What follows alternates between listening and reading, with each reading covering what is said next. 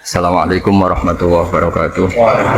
Bismillahirrahmanirrahim. Allahumma sholli wa sallim wa barik ala sayyidina Muhammadin wa ala alihi washabihi ajmain. Amma ba'du. Matur nuwun sanget rawuhipun Kiai Haji Azaim, Gus Azaim wonten Sodik sedanten kang kula hormati, wonten Gus Muhas Rahman Hafiz dan kula hormati. Saya nanti memohon sangat Gus Azaim dah khamsata asyara daqiqah cerita kenangannya dengan Sayyid Muhammad dan Sayyid Ahmad. Saya berkali-kali ngatamkan kitabnya Sayyid Muhammad dan faham. Kata faham di sini itu madah tentang Sayyid Muhammad, betapa beliau ngarang dengan bahasa yang mudah. Saya tidak pernah talaki sama beliau, saya tidak pernah mubasyarah, tapi karena itu dikarang dengan al-lughatil fusha dan dikarang dengan jelas, maka kita yang tidak talaki faham. Sampai kali kalau cerita madah teng keramatipun Mbah Mun, kula suwun niki hadiah kitab saking kula, dilihat halaman tentang keinginan Mbah Mun ini dikarang 8 tahun sebelum beliau wafat. Terus itu sakit dilihat kita nanti cerita-cerita senenge Mbah Mun teng Sayyid Muhammad halaman 17. Mun kepanggih guys 17.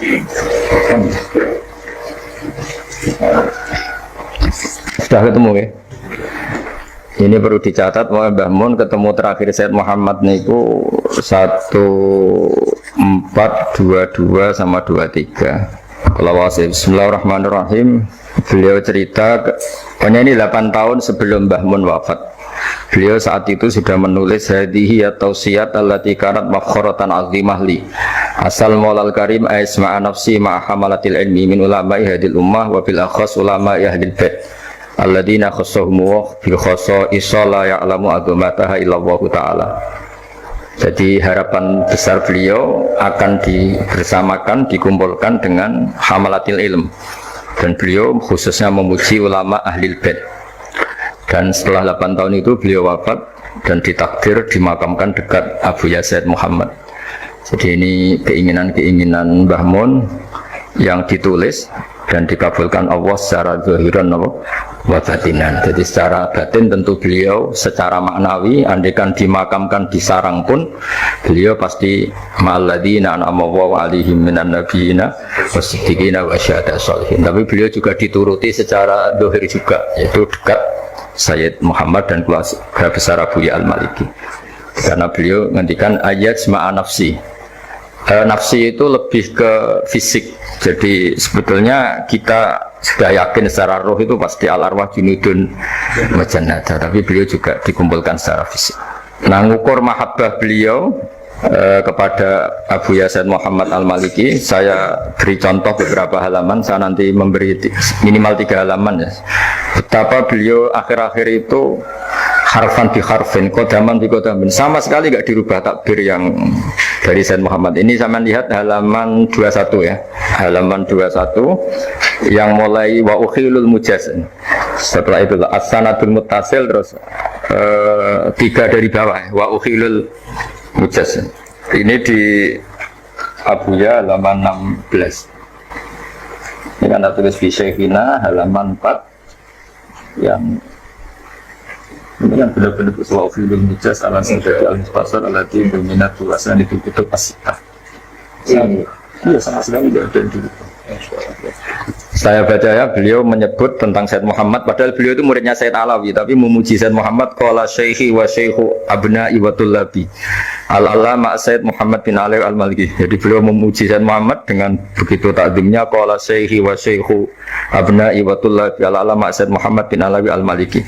Beliau ketika cerita sanad wa ukhilul mujaz, artinya ukhilu itu diikhalahkan, saya tidak perlu nulis sanad lagi karena sanad itu untuk al-mujaz. Bacanya al-mujaz karena dari fi'il madhi ajazah. Jadi mujaz itu yang dikasih apa? Ijazah ala thabati al-mukhtasar alladhi dominat wa asanidul kutub as-sittah. Nah, ini terus bisa dilihat lagi jenengan di halaman berapa itu? 22. Di Sayyid Muhammad ini sekaligus disaksikan Gus Azaim di Sayyid Muhammad halaman 36. Ini mulai wa ukhiluhu fi tafsilil asanid alal kutub. Yang wa ukhilu fi tafsilil asanid al kutub al-musannafah. Iya, dalbab wa yakutubul faris wal asbab. Sama sekali tidak ada yang tulis. Terus wa khusu bi dzikri minha syarruha fi al-maqam wa khusu bi dzikri minha syarruha fi al-maqam. Jadi saya sangat hati-hatinya di sini, di sesinya halaman ini.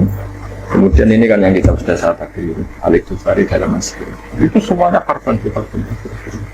Jadi nggak indah kita saja untuk bimakna, sampai ini. Terus ini cerita ya mahabbahnya seorang Mbah Maimun, guru kita semua kepada Sayyid Muhammad, sampai beliau yang biasa bahasa Arab fusha dan menukil bil makna atau bit tasarruf, tapi kalau sudah dengan kitabnya Sayyid Muhammad semuanya itu intaha bi hurufi, satu huruf pun nggak ada yang dirubah. Jadi ini agak unik bagi saya, ini luar biasa. Jadi ini tasarruf kita, kenangan kita. Terus yang terakhir, saya kemarin belajar Ad-Da'watut Tamah karena beliau ngendikan di Al-Iqtifari wa nakhtimu hadil wasiyah sampai seterusnya, wa in arada ma'rifat at-tariq al-khassa wal adab al-masyru'ah falzam mutala'ah ad-da'wat at-tamah wa la yaktasiru ala sartiha bi qasdi tabarruk kama yaqulun. Jadi di antara pesannya Sayyid Muhammad enggak boleh ngaji khataman kilatan kalau di sini. Wa la yaktasiru ala sartiha bi qasdi tabarruk kama yaqulun. Walakin yaj'alu ammahu fahman wa tafhiman. Fatil kabarakatuha al-haqiqiyah idza taronat bil amal. Jadi beliau berpendapat, nah niat ngaji nganti faham dan memahamkan orang lain. Tidak cukup iktisar ala sartiha bi qasdi tabarruk kama yaqulun. Jadi beliau termasuk kritik yang khataman tapi tidak paham. Karena itu dikritik, alhamdulillah kita yang tidak khataman yang tidak paham. Jadi ya. Tapi ini cerita apa? Dan saya ini tahadus bin nikmah. Semua kitabnya Abuya dan paling tidak kebanyakan. Saya cara sinau itu tak takriri karena memang saya butuh, istilahnya kalau dalam kitab Misdaku Dzalik, misalnya Ahwala Mbah Mun yang sering datang ke Umarok misalnya, ternyata di kitabnya Sayyid Muhammad di judul Imam dari Hijrah Malik bin Anas halaman 79, beliau ngendikan waqala hakun ala kulli muslimin, ini ada harokatnya. Kalau tidak ada harokatnya tak baca hakko, tapi ini ada harokatnya tak baca hakun. Hakun ala kulli muslimin aw rasulin ja'alallahu fi sadri syai'an minal ilmi wal fiqhi ayat khula ila di sultanin ya'muruhu bil khairi wa yanhahu 'anil syarri wa ya'idhuhu fa idza tasafal alim bidzalika fa huwa al fadlu alladzi la ba'dahu fadlun. Fakana yu'tabaru hadza fadlan 'aziman ulama lidha yajibu alim ayazurul umara min ajli ayakunu fi shaffil ulama. Fa yasula tatbiqu ma ja'a fi sayyidina Muhammadin sallallahu alaihi wasallam. Terus kata beliau mengisahkan ulama dulu, laula anni atihim ma ra'aitu lin nabi sallallahu alaihi wasallam fi hadil Madinah sunnatan ma'mulan biha. Jadi barokahnya kiai-kiai dekat Umarok paling tidak ada sholat, ada masjid, ada akidah ahli sunnah jamaah. Ini saya ceritakan ke teman-teman karena yang dihafali biasanya wasarul ulama mayatuna babal Umar. Jadi supaya ilmunya dua lah. Ada yang riwayat mayatuna, ada yang riwayat mayati. Itu kalau mayati berarti mura'atul lafzi, kalau yatuna mura'atul makna.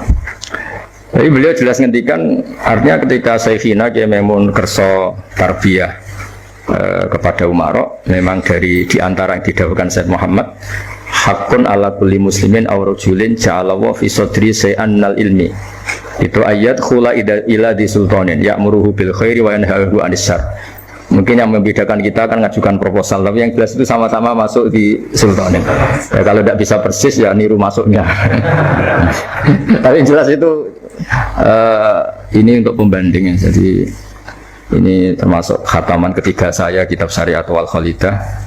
Khataman kedua saya ini alami itu saja. Kemarin ada rektor UI kesini ya tak ikut khataman Syariat. Oh ini ada jenengan. Dan ini nanti kalau mohon entah berapa menit bisa saya cerita kenangan dengan Abi Hasan Muhammad. Yang jelas kita yang tidak mubasyarah, tidak talaki itu faham karena beliau mengarang dengan al-lughatil fusha dan kita nyaman. Saya tidak pernah iskal baca kitab beliau karena saya pernah baca Syariatul Al-Khalidah Hatam, Qawaid Asasiyah, terus Malik Imami dari Hijrah, terus Fahmun Nusus, Manhajus Salaf Fahmin Nusus. Banyaklah kitab beliau yang saya baca dan semuanya itu nyaman, enak, jadi enggak ada masalah. Dan ini bukan madhah saya, tapi madhah betapa beliau punya keahlian manhaj yang bisa tafhim, punya kemampuan ibana seperti abahnya punya kitab Ibanatul Ahkam. Nanti kalau suwun doa gini yang Mansur, mau Gus. Pun yang ngendikan mohon. Nah gini gimana?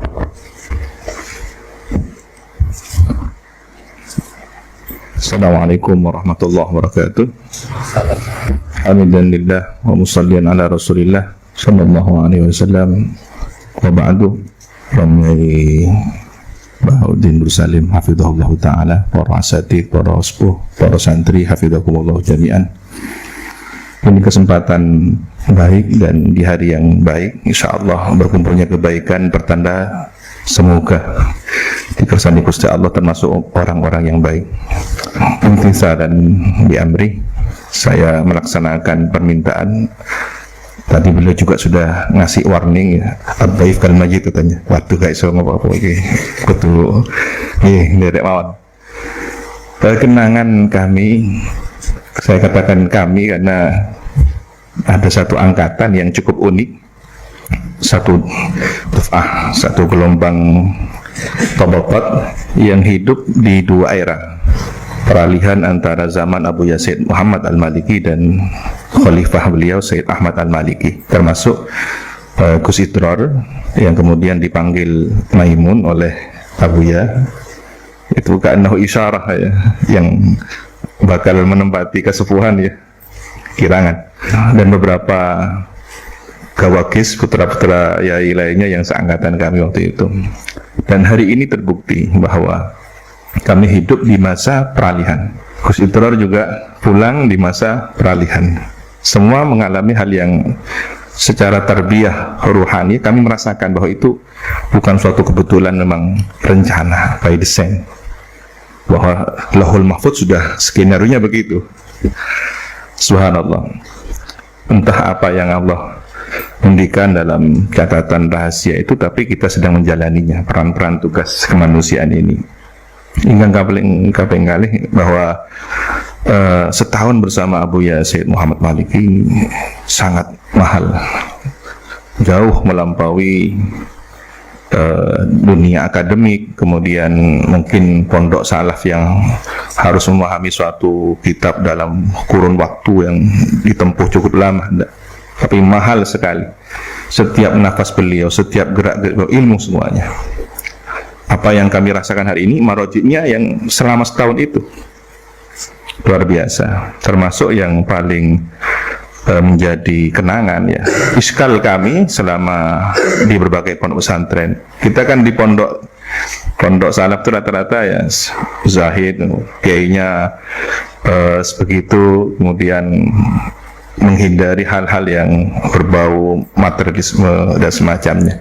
Kadang kita iskal ketika Romo Yai kok punya mobil bagus kan gitu, Romo Yai kok rehab rumahnya kok wah ini. Tapi begitu melihat Abu Yazid Muhammad Al-Maliki, kejawab semua. Dan ternyata beliau sudah menjawab di kitab Malik bin Anas, Imam Darul Hijrah. Jadi profil beliau ada pada Sayyid Muhammad Al-Maliki. Bagaimana kiai itu harus kaya, bukan untuk menunjukkan kesombongannya, tapi untuk menunjukkan manil ghariyul haq yang Allah berikan kepada al-abd. Jadi ketika harta yang soleh ada pada orang yang soleh, ini kan berarti kesolehan double kan begitu. Itu yang hari ini perlu menjadi jawaban. Saya sepakat dengan Gus Baha ketika kita harus mempromosikan kiai kudu sugih ini ya. Tapi yang dimaksud adalah harta yang soleh ada pada tangan orang yang soleh kan begitu. Di mana fenomenanya ya, ketika hari ini ngapunten, dunia pesantren sudah sangat menjadi tertarik di kancah nasional, dipolitisir dengan segala kepentingan dan suaranya. Maka dunia ahlul bait pondok pesantren, gus-gus ini objek yang sangat menarik untuk menjadi sasaran materialisme itu. Tetapi ketika kita sudah sugih mana, sudah kaya hati, ghinan nafsi, ini yang luar biasa. Maka kekayaan fisik ini hanyalah menjadi sarana untuk penguatan dakwah. Ini yang kedua. Jadi semua kejawab. Bagaimana pakaian beliau yang super mahal untuk ta'lim. Kemudian bagaimana keseharian beliau yang tidak dilihat orang lain, sederhana. Tetapi ketika untuk menampilkan ilmu, menghormat ilmu ahlul ilmi, parfumnya yang sangat mahal, imamah dari bahan tekstil yang terbaik, dan bagaimana cetakan kitab beliau dengan cetakan yang terbaik juga, kan begitu. Kemudian yang ketiga, sebagai ahlul ilmi, beliau mendikan kalau Romyai Maimun Zubair ahmalatul ilmi, ini yang kita cari selama ini, keresahan batin al-fakir Allah, ketika mendengar hadis bahwa Rasulullah mewasiatkan kepada umat ini dua, kan begitu, Alkitab wa sunnah. Di hadis yang lain, ahlul baiti ikrati, ahlul baiti. Tetapi kemudian ketika Allah memberikan rizki bahwa guru kita, syekh kita ini adalah, ia juga beliau hamalatul ilmi dari Al-Quran dan As-Sunnah sekaligus itrah, ini kan sudah cukup, sudah kaya. Kita punya guru semacam ini sudah super kaya, sudah. Bahwa wasiat Nabi ada di depan mata, ada di pundak kita, tinggal bagaimana kita menjaga hubungan ini. Dan Abu Yang ngendikan bahwa murid yang baik ketika dia menjaga wirid gurunya, kemudian ilmu gurunya, ini adalah wafa, kesetiaan. Jadi setia itu bukan hanya sebentar-sebentar sowan, sebentar-sebentar kadang-kadang ya malah ngeroti guru nih, kan gitu. Ya, iya. Bukan itu, tetapi ketika kita di tempat yang berbeda dengan tugas yang ditempatkan oleh guru kita, masih ada ittisal ruhani bil awrad wal adhkar, kemudian biluzumil al-kutub, taklifat beliau. Ini adalah wafa dalam makna yang sesungguhnya, karena beliau tidak ingin hanya sebatas fisik, sampai akhir hayat gak betul-betul ke pondok, kan enggak. Tapi kan intisyarul ilmi itu kan tersebarnya murid yang merupakan anak, tidak hanya secara fisik, tapi kemudian ada ideologi yang lebih penting. Ketika ini adalah intisabnya bil ilm, ini yang akan melahirkan generasi yang diharapkan masuk dalam khairul ummah yang dibanggakan oleh baginda Nabi Muhammad SAW. Saya kemudian mengamini dawuhnya Mbah Mun bahwa ada tiyakunu ahlul minadiril wujud, ini kita rasakan betul luar biasa, kumpul dalam satu. Nah, kemudian ujian yang perlu dihadapi itu adalah ketika intiqal syekh minasyekh, dan itu kita rasakan bagaimana karisma, haibah, syuhra yang ada pada Sayyidil Wahid Abu Yasir Muhammad. Lalu kita harus belajar dari nol pada khalifah beliau Sayyid Ahmad Al-Maliki, Syekh Noto tidak mau daras sampai sekian lama, sampai ada isyarah baru kemudian daras. Kemudian dari tahapan yang paling awal, setiap mau taklim syarat, sekarang tanpa seratan langsung waridat wa'alir. Kita diajari 6 tahun bagaimana beliau di 6 tahun pertama itu luar biasa. Dan kuncinya satu, istaqim kama ubat. Ini sudah pokoknya mustaqim dah. Orang mau bahas apa, mau komentar bagaimana, jalan saya di sini, tugas saya di sini, terus kenceng. Jadi kalau ada istilah anjing menggonggong kafilah berlalu, is bener ya guys. Jano jangan wis menggonggong, kan? Kita harus jadi kafilah yang menjadi musafir yang sampai ke tujuan. Kalau tidak, kita akan tolak-toleh dan tidak pernah sampai kepada tujuan. Nah, hari ini gonggongan itu tidak hanya suara, tapi tweet, komen, tulisan status, diunggah dan semacamnya. Nah, ini yang mungkin kita pahami dalam medan pertempuran yang berbeda. Jadi jihad hari ini justru adalah ketika hujjah bil hujjah, kemudian alkitab bil kitab, tidak hanya akal dan apa yang keluar dari akal itu sendiri, karena akal ini khidmah untuk alkitab. Nah, ini yang kita hadapi hari ini. Kemudian dari Abu Ya Sayyid Ahmad Al-Maliki ini kami diajarkan bagaimana setia dengan apa yang telah digariskan oleh atau diwasiatkan oleh guru. Karena setiap murid itu sudah terbaca di sini. Ini yang Al-Fakir Allah fahami ketika Kanjeng Nabi itu disebut oleh diri beliau sendiri, ana al-labinah, kan begitu. Saya labinah. Napa istilah itu? Terus itu yang beri foto. Ya. Dan dalam kenyataannya ketika rehab Ka'bah yang kemudian jadi rujukan referensinya Qabail itu Ru'asaul Qabail yang nyaris berpecah belah, nyaris sudah tawuran, tapi yang kemudian menjadi solusi siapa? Tanpa rekayasa, orang yang pertama kali masuk Masjidil Haram adalah Kanjeng Nabi, langsung hadal amin. Rodi itu, karena begitu semua pada teriak, saya rela kalau ini yang jadi penentu. Dan cerdasnya Kanjeng Nabi luar biasa. Selendang diambil dari mereka atau dari Nabi, kemudian ditebarkan, masing-masing Ru'asaul Qabail memegang, ikut andil, merasakan ikut andil semua. Lalu Hajar Aswad itu diletakkan di tengah-tengah. Begitu sudah akan digeser untuk diletakkan ke tempat asalnya, siapa penentunya? Kan tidak mungkin hanya satu orang, tangan yang mulia. Beliau adalah Hajar Aswad yang secara maknawi.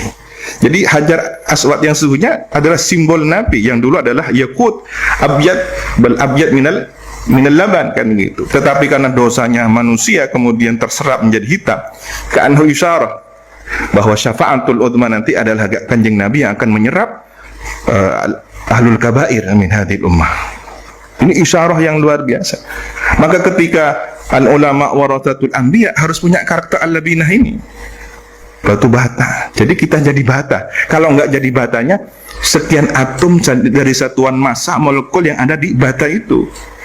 Istilahnya kolektif lah. Kalau kita nggak bisa jadi satu bata itu, ya monggo urun rembuk, ya istilahnya sama-sama memikul beban yang sama. Bagaimana amanah ini bisa dilaksanakan bersama-sama. Ini yang hari ini kita sangat miskin, sangat kering.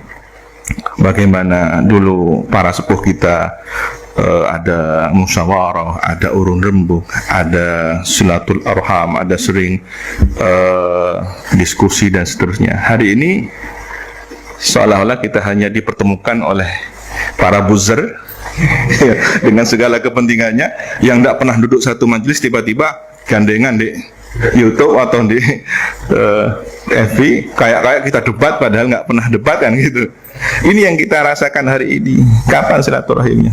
Ya mudah-mudahan berkah al-wafa' ma'al kutub sahibul kutub alif kutub. Ini yang kita harapkan berkahnya. Dan paling akhir, saya beberapa waktu yang lalu kemarin sowan kepada duriahnya Mbah Ridwan yang ngerancang lambang NU. Nah niku ndawi bahwa sosok Mbah Yai As'ad di zaman ini yang Mbah Mun, kan gitu. Kalau tadi kemudian saya merasakan bahwa Gus Bah ini melani syekhnya, kan gitu. Orang pada ngedikan, wah ini kok kiai datang umarok ya apa sih? Itu yang kami rasakan. Mbah Yai As'ad itu kok kemudian datang ketemu dan orang. Beliau jawab, saya kalau bukan urusan perjuangan saya tidak akan datang. Biar mereka yang datang kepada saya. Tapi kalau demi NU, karena perjuangan beliau tutupi dengan bahasa NU, nggak seperti orang sekarang syirik-syirik Allahu Akbar, kok melani Islam ini. Karena orang katanya Mbah Mun, ya kan, ini uang iku alim sufi, orang bakalan sulatan menggunting Nabi. Dia akan mengedepankan, nggak akan persis langsung bawa Nabi atau simbol Nabi, enggak. Tapi akan ada di belakangnya. Itulah rahasia Nahdlatul Ulama, kenapa dotnya pas melingkari bumi, kan gitu ya. Nabi kan yang dah anak afsahu man nataqa bid-dhat. Jadi Kanjeng Nabi sudah, jangan yang lainnya. Al ulamanya di sebelahnya, Nahdlahnya di sebelahnya, tapi dotnya tengah-tengah. Itu adab. Maka orang berjuang di NU itu ojo ngendelno ilmu ini, ojo ngendelno strategi dan harta serta popularitas, tapi akhlak. Ini yang akan diterima oleh para masyayikh kita. Ini akan membuat bangga muassis jamiah kita. Kemudian apa dawuhnya dzurriyyah Mbah Ridwan itu? Ya tadi ketika simbol sosok Mbah As'ad itu ada pada Mbah Mun, Mbah As'ad begitu. Ketika datang ke menteri siapa zaman Orba waktu itu dengan segala situasinya, sampai ada rumusan hitoh dan penerimaan asas tunggal Pancasila, itu kan luar biasa. Ternyata jawaban beliau, dong kalau masuk ke rumahnya Umarok jangan pakai kaki kanan katanya. Pakai kaki kiri. Saya mikir, ya Allah, iya. Yang ngono tak tambahin. Allahumma inna a'udzubika minal khubuthi wal khaba'ith. Sing paham ya, jangan paham. Sing nggak paham ya. Nah ini kan kecerdasan di atas rata-rata. Jadi selamat, zahirnya selamat, batinnya selamat. Nah, ditutup bidot itu tadi. Moga-moga kita termasuk orang-orang yang selamat. Ngapunten niki sakit kula sampeyan. Itulah kenangan. Ternyata semua terjawab seiring waktu. Apa yang kita iskal, jangan sampai su'ul adab, su'udan kepada guru kita, orang-orang yang saleh, orang-orang yang ahlul ilmi, hamalatul ilmi. Jangan-jangan hanya persoalan waktu, turung wae kan gitu. Jawabannya nanti. Dan itu terjadi yang kami rasakan. Yang kami rasakan begitu.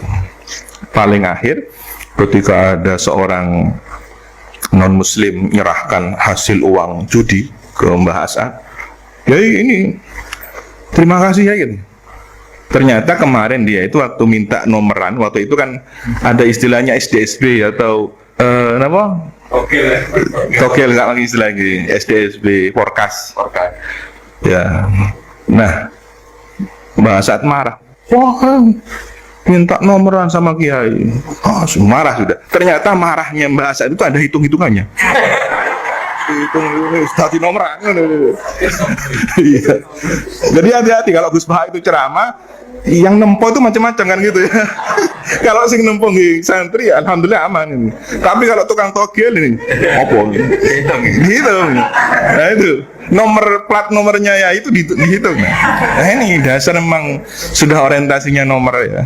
Togel ini SDSP Porkas. Jadi marahnya Mbak As'ad dikasih. Dan besoknya langsung dapat banyak. Bagi-bagi lah gitu. Ini persentase untuk Yai kan gitu. Anehnya kan gitu. Saksinya itu kan Yai Basori. Yai Basori sering sana, tiap minggu, tiap bulan sana. Ada tugas ngajar tajwid dan Quran. Sekali. Ini jelas tukang judi, ya. Non muslim lagi kan. Kok daunnya Pak? Sahabat pesanan bisa suruh taruh di meja. Undur, suruh undur mulai nih, mulai ya. Tapi uangnya taruh. Nah, kalau kita suudon kan semacam-macam. Wah, ya kok dunia kan macam-macam. Begitu diambil sakit. Datang tukang bagian bikin jalan. Dulu kan seangel-angel pesantren dapat bantuan pemerintah, angel dulu kan. Kalau nggak podo nggak iso kan. Harus sama, warnanya harus sama. Nah kan begitu. Nah, bikin sendiri jalan. Dari mana biayanya Mbak As'ad ini bikin jalan? Sarep, biaya dari ini ternyata. Bingung yang Yai Basori. Gimana nih? Mau tanya langsung nggak berani. Karena Mbak As'ad ini sudah mauqifnya adalah referensi kan gitu. Akhirnya nyari-nyari sendiri, buka. Kok ternyata di Ihya kitab ilmu ada. Jadi makhraj untuk solusi keluar dari barang syubhat atau haram yaitu maslahatul amal. Jadi ketika tukang datang, dong ini untuk jalan deh. Tapi kalau untuk rokok, untuk kopi dari sebelah kanan kan gitu. Kopi, nasi. Ya. Tapi yang untuk jadi asmal, jadi umur, jadi apa itu dari kiri. Subhanallah, ini kecerdasan yang jarang dimiliki oleh orang-orang yang hidup di zaman ini, orang-orang wara yang kemudian dibimbing oleh Allah Subhanahu wa taala. Ya mudah-mudahan kita ada di jalur beliau, bersama beliau, sehingga apa yang kita doakan tiap hari, ihdinas siratal mustaqim, siratal ladzina an'amta 'alaihim. Ya ini para nabi kita tidak nututi, syuhada was tinggi syuhada ya, tapi yang salihin ini ada di depan mata kita. Kita hidup dengan beliau-beliau ini, maka hargai kesempatan mas ini. Ngapunten, an afa minkum ihdinas siratal mustaqim. Wassalamualaikum warahmatullahi wabarakatuh.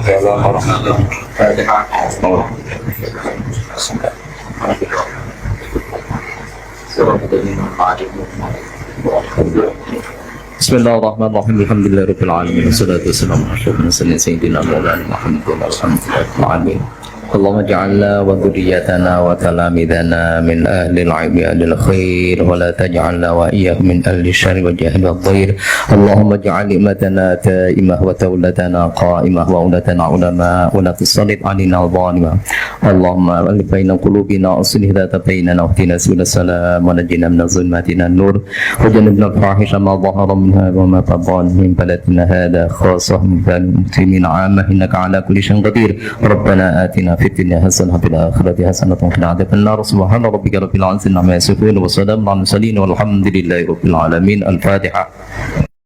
Subhanallah, alhamdulillah, saudaraku dimanapun Anda berada, kita sudah dengarkan bersama-sama tausiah atau pengajian bersama Kiai Haji Ahmad Baharudin Salim dan Kiai Haji Azaim Ibrahimi. Beliau berdua adalah bisa kita contoh dalam penyampaiannya, sangat menyejukkan. Alhamdulillah sekali kita sudah dengarkan bersama-sama. Mudah-mudahan kita semuanya mendapatkan guru seperti beliau-beliau. Sangat enak, sangat nyaman di saat menyampaikan tausiah atau kajiannya.